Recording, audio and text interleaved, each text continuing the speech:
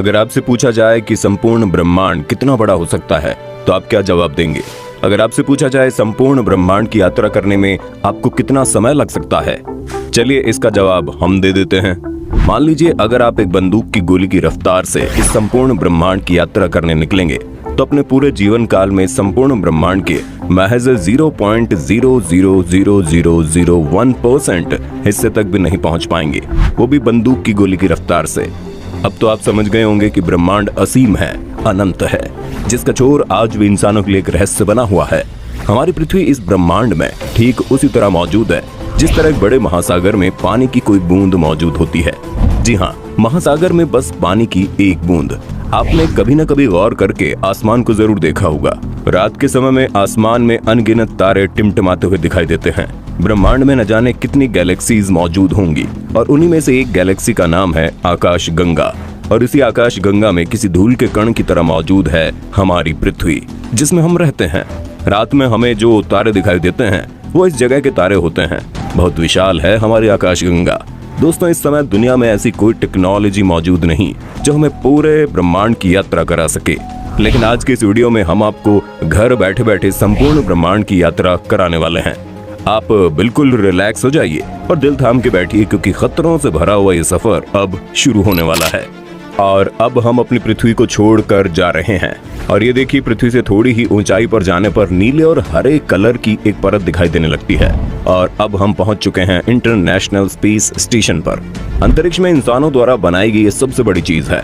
आपने कई हॉलीवुड फिल्मों में इसे जरूर देखा होगा।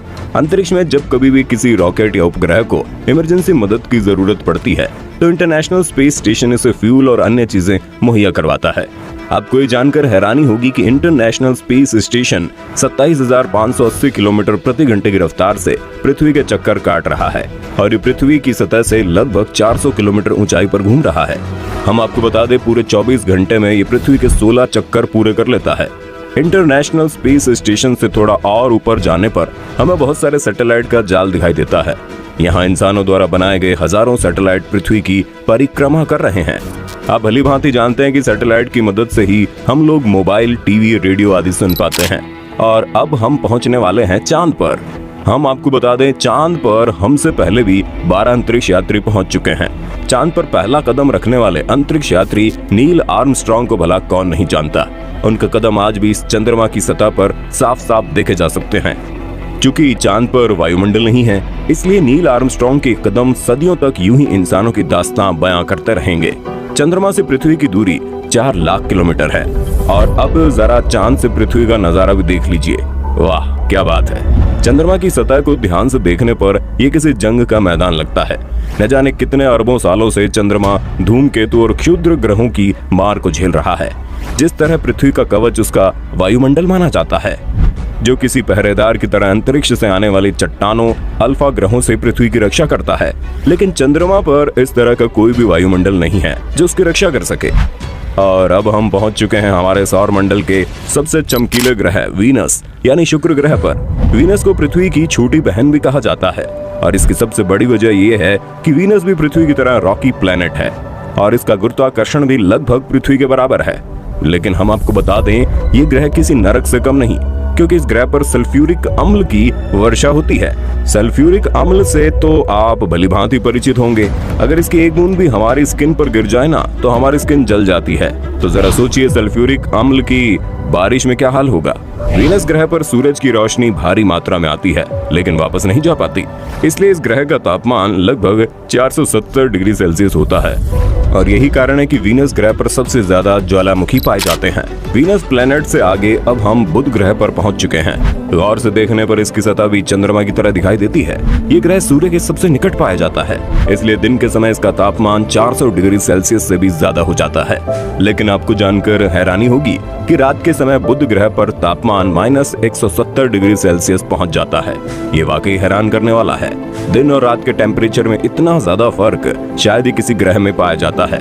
चलिए अब आगे बढ़ते हैं और अब हम पहुंच चुके हैं अपनी पृथ्वी के आधार यानी सूरज पर, क्योंकि सूरज के बिना जीवन की कल्पना कर पाना असंभव है। पृथ्वी से सूरज की दूरी तकरीबन 150 मिलियन किलोमीटर है। भले ही पृथ्वी से देखने पर सूर्य हमें एक फुटबॉल के बराबर दिखाई देता है, लेकिन ये इतना बड़ा है कि इसमें जाने कितनी पृथ्वियां समा सकती है। सूर्य की ग्रेविटी इतनी ज्यादा है कि पूरे सोलर सिस्टम को कंट्रोल कर रही है। सूरज के आसपास आज तक कोई नहीं पहुंच पाया, क्योंकि इसके अंदर इतनी गर्मी है कि ये कायनात की किसी भी चीज को महज कुछ ही माइक्रो सेकंड्स में पिघलाकर पानी कर सकता है। अपनी यात्रा को आगे बढ़ाते हुए हम पहुंच चुके हैं अब पृथ्वी के सबसे निकटतम ग्रह यानी मंगल ग्रह पर। मंगल ग्रह की मिट्टी लाल रंग की है, इसलिए इसे लाल ग्रह भी कहते हैं। पृथ्वी के बाद अगर किसी ग्रह पर जीवन की कल्पना की जा सकती है तो वो मंगल ग्रह ही है। वैज्ञानिकों का कहना है कि मंगल ग्रह हमारा पास्ट है और कहीं न कहीं निकटतम भविष्य में मंगल ग्रह पर जीवन की कल्पना की जा सकती है। कई वैज्ञानिकों का मानना है कि अतीत में मंगल ग्रह पर भी हमारी पृथ्वी की तरह समुद्र, नदियां और झील, झरने हुआ करते थे। बहुत सारे वैज्ञानिकों ने मंगल ग्रह पर डेरा डालकर रखा है और वो लगातार रिसर्च कर रहे हैं ताकि निकट भविष्य में मंगल ग्रह पर बस्तियां बसाई जा सकें। मंगल ग्रह से जाने से पहले हमें ओलंपस पर्वत को जरूर देखना चाहिए। ओलंपस पर्वत ज्वालामुखी से बना हुआ एक प्राचीन और हमारे सोलर सिस्टम का सबसे ऊंचा पर्वत है। इसकी ऊंचाई 25 किलोमीटर से भी ज्यादा है, जो हमारी पृथ्वी के माउंट एवरेस्ट से करीब 3 गुना ज्यादा ऊंची है। जिस तरह पृथ्वी से आसमान के तारे दिखाई देते हैं, ठीक उसी तरह मंगल ग्रह से हमारी पृथ्वी तक एक छोटे बिंदु की तरह दिखाई देती है। और अब आप थोड़ा सावधान हो जाइए, क्योंकि अब हम मंगल और बृहस्पति के बीच पाए जाने वाले क्षुद्र ग्रहों के बीच पहुंच चुके हैं। और ये है हमारे सोलर सिस्टम का सबसे बड़ा ग्रह जुपिटर। और ये जुपिटर की सतह पर पाया जाने वाला धब्बा लाल कलर का, जो हमारी पृथ्वी से 3 गुना ज्यादा बड़ा है। और अब हम पहुंच चुके हैं सौरमंडल के सबसे खूबसूरत ग्रह शनि पर। इसके चारों ओर रिंग जैसी आकृति का ये वलय वाकई में देखने लायक है। आपको ये जानकर हैरानी होगी कि शनि ग्रह के छल्ले उसकी सतह से लाखों किलोमीटर ऊपर तक फैले हुए हैं। यूरेनस और नेपच्यून को पार करने के बाद और प्लूटो से गुजरते हुए अब हम अपने सोलर सिस्टम से बाहर इंटरस्टेलर स्पेस में प्रवेश कर चुके हैं। यहाँ हमारी मुलाकात होती है वोयागर 1 स्पेसक्राफ्ट से। ये एकमात्र क्राफ्ट है जो इंसानों द्वारा बनाई गई सबसे दूर मौजूद चीज है। इस समय पृथ्वी से 19 अरब किलोमीटर दूर पहुंच चुका है। अपने इस रोमांचकारी यात्रा में हम इतने आगे आ चुके हैं कि यहाँ से हमारी पृथ्वी आंखों से ओझल हो गई है और सूर्य किसी बिंदु की तरह दिखाई दे रहा है। लेकिन अभी भी इतनी दूरी पर सूर्य की ग्रेविटी महसूस की जा सकती है। धूमकेतु का एक विशाल बादल हमारे सौरमंडल को चारों तरफ से घेरे हुए हैं, जिसमें अरबों खरबों धूमकेतु मौजूद है। और ऐसा माना जाता है कि सूर्य का गुरुत्वाकर्षण यहीं पर आकर खत्म हो जाता है। हमारी साइंस और टेक्नोलॉजी यहीं पर आकर खत्म हो जाती है और अब हम अंतरिक्ष के एक ऐसे भाग में प्रवेश करने वाले हैं जहां पर घोर अंधेरा है। और अब हम अपनी पृथ्वी से बहुत बहुत बहुत दूर आ चुके हैं, लेकिन ब्रह्मांड के सापेक्ष अभी हमने पहली सीढ़ी भी पार नहीं की। और अब हम अपने पड़ोसी सोलर सिस्टम में प्रवेश कर चुके हैं और इस तारामंडल का नाम अल्फा केन है। सूर्य की किरणों को पृथ्वी तक पहुंचने में मात्र 8 मिनट 3 सेकंड का समय लगता है। उन्हीं सूर्य की किरणों को यहाँ तक पहुंचने में 4 साल 3 महीने का समय लग जाता है। अब तो आप समझ गए होंगे कि हम अपनी पृथ्वी से कितनी दूर आ चुके हैं। और अब हम अपनी पृथ्वी से 20 प्रकाश वर्ष दूर गिलीस 581 तारामंडल से गुजर रहे हैं। इस तारामंडल का एक ग्रह देखने में बिल्कुल हमारी पृथ्वी की तरह दिखाई देता है और यहाँ पर एलियंस के होने की सबसे ज्यादा संभावना मानी जाती है। हमारी आकाश गंगा में इस तरह के अरबों तारे मौजूद है, जिनमें सूर्य भी एक है, जिनकी यात्रा करना तो दूर, पूरे इंसानी जीवन काल में सभी की गिनती कर पाना भी असंभव है। अब हम अपनी मिल्की वे से बाहर निकल चुके हैं और इंटर गैलेक्टिक स्पेस में आ चुके हैं। यहाँ पर हमारा मिल्की वे गैलेक्सी से भी बड़ी बड़ी अरबों गैलेक्सियां दिखाई दे रही हैं। अरबों गैलेक्सियों के इस झुंड को लोकल ग्रुप के नाम से जाना जाता है।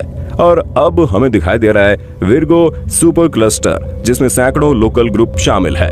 वर्गो सुपर क्लस्टर 110 मिलियन प्रकाश वर्ष में फैला हुआ है। 110 मिलियन प्रकाश वर्ष, जरा सोच समझकर काउंट करना दोस्तों। अपनी यात्रा को और आगे बढ़ाने पर हमें वर्गो सुपर क्लस्टर जैसे अनगिनत सुपर क्लस्टर दिखाई दे रहे हैं और इस समूह को नाम दिया गया है लैनिया सुपर क्लस्टर। हमारी यात्रा भी तो शुरू हुई है और आगे बढ़ने पर लेनिया की सुपर क्लस्टर जैसे अरबों सुपर क्लस्टर दिखाई दे रहे हैं। और ये रहा हमारा मानक ब्रह्मांड, जिसमें हमारा लेनिया सुपर क्लस्टर एक छोटे से बिंदु के समान दिखाई दे रहा है। और अब अगर मैं आपसे पूछूं इसमें हमारा सौरमंडल कहाँ पर है, चलिए सौरमंडल तो दूर, अगर मैं आपसे पूछूं इसमें हमारी मिल्की वे कहाँ पर है, तो आप डेफिनेटली नहीं बता पाएंगे। और ये हमारा अनुमानित ब्रह्मांड है। कई वैज्ञानिकों का कहना है कि हमारे ब्रह्मांड के अलावा और भी कई अनंत ब्रह्मांड हो सकते हैं, जिनका आज तक हमें कोई अंदाजा नहीं। तो दोस्तों ये थी हमारी यहाँ तक की अंतरिक्ष यात्रा।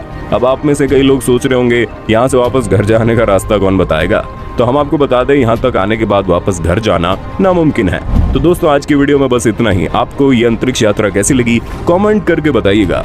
Thank you.